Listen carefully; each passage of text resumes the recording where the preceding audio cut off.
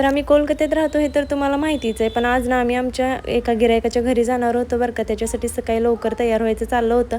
सगळ्यात आधी ना तिकीट काउंटरवर तिकीट काढलं, कारण आज आम्ही लोकलनं जाणार होतो. आता लोकलचा प्रवास तर आम्ही जास्त करत नाही बरं का, त्याच्यासाठीच ना मी एक्सायटेड होती.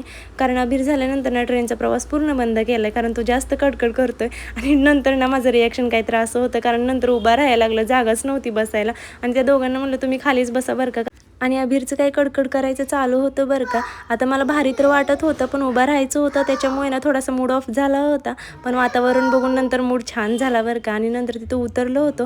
आता तिथून ना रिक्षानं जायचं होतं त्यांच्या घरी. आणि असं हिरवळ सगळं बघितलं ना भारी वाटलं. गावाकडचं वातावरण छानच वाटतं तसं, पण इकडे ना जरा जास्त हिरवळ असतं बरं का, पावसामुळे वगैरे. आता पाऊस चालूच आहे. आणि त्यांच्या घरी पूजा होती, त्याच्यामुळेच आम्ही गेलो होतो. आणि पूजा तर त्यांनी एवढी गोंडस केली होती ना, आणि त्यांच्या घरी नाही गोंडस परी पण आली बरं का. तर तिला बघून ना मला जास्तच भारी वाटलं. जसं की अबीरला लहानपणी मी घेत होती ना, तसंच वाटलं बरं का. एवढी गोंडस दिसत होती ती.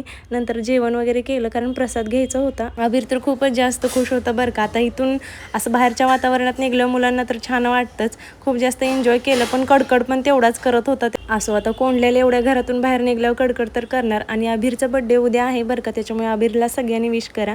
आणि अबीरच्या बड्डेचं सरप्राईज आहे, त्याच्यामुळे आता पुढचे 2-3 दिवस खूप गोंडस जाणार आहेत. चला भेटू नेक्स्ट ब्लॉगमध्ये, तोपर्यंत बाय बाय.